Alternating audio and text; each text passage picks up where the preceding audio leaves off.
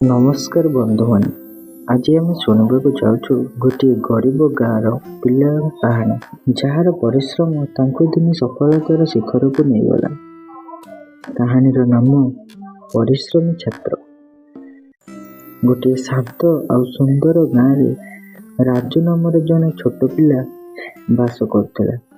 ତାଙ୍କର ପରିବାର ବହୁତ ଗରିବ ଥିଲା, ହେଲେ ରାଜୁକୁ ପାଠ ପଢ଼ିବାକୁ ବହୁତ ଇଚ୍ଛା ଥିଲା।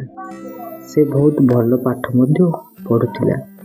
ପ୍ରତିଦିନ ସକାଳେ ସୂର୍ଯ୍ୟ ଉଠିବା ପୂର୍ବରୁ ରାଜୁ ଉଠି ପୁସ୍ତକ ଖୋଲି ପଢ଼ିବା ଆରମ୍ଭ କରିଦେଉଥିଲା। ଦୀପର ଆଲୋକରେ ମଧ୍ୟ ତାଙ୍କ ଆଖିରେ ଥିଲା ସ୍ୱପ୍ନର ଆଲୋକ। ସ୍କୁଲ ଯିବା ପୂର୍ବରୁ ରାଜୁ ମାଆଙ୍କୁ ଘର କାମରେ ସାହାଯ୍ୟ କରୁଥିଲା। ମା ଗର୍ବରେ ପୁଅକୁ ଦେଖି ହସୁଥିଲେ।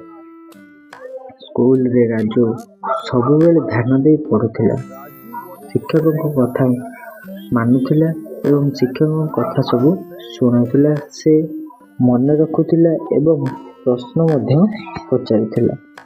ଅନ୍ୟ ପିଲାମାନେ ଖେଳୁଥିବା ସମୟରେ ରାଜୁ ଲାଇବ୍ରେରୀରେ ବସି ପୁସ୍ତକ ପଢ଼ୁଥିଲା। ସେ ଜାଣିଥିଲା ପରିଶ୍ରମ ହେଉଛି ସଫଳତାର ଚାବି।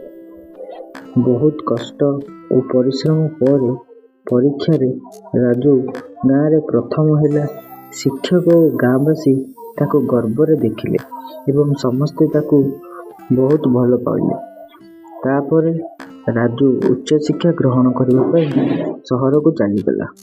ସେଠାରେ ସେ ପାଠ ପଢ଼ି ଜଣେ ବହୁତ ବଡ଼ ଉଚ୍ଚଶିକ୍ଷା ହାସଲ କରିଥିଲା ଏବଂ ଜଣେ ବହୁତ ବଡ଼ ଅଫିସର ମଧ୍ୟ ହୋଇଗଲା। କିନ୍ତୁ ସେ କେବେ ନିଜ ଗାଁକୁ ଭୁଲିଲା ନାହିଁ। ରାଜୁ ଗାଁକୁ ଗୋଟିଏ ଦିନ ଫେରି ଆସିଲା। ଗରିବ ପିଲାମାନଙ୍କୁ ପଢ଼ାଇବାରେ ସାହାଯ୍ୟ କଲା। ତାଙ୍କର ସଫଳତା ଅନେକ ପିଲାଙ୍କୁ ପ୍ରେରଣା ଦେଇଥିଲା। ବନ୍ଧୁମାନେ, ଏହି କାହାଣୀ ଆମକୁ ଶିଖାଏ ପରିଶ୍ରମ ଓ ଧୈର୍ଯ୍ୟ ଦ୍ୱାରା ସଫଳତା ନିଶ୍ଚିତ। ଭିଡ଼ିଓଟି ଭଲ ଲାଗିଥିଲେ ଚ୍ୟାନେଲଟିକୁ ସବସ୍କ୍ରାଇବ୍ କରି ଭିଡ଼ିଓଟିକୁ ଲାଇକ୍ ଏବଂ ସେୟାର କରନ୍ତୁ।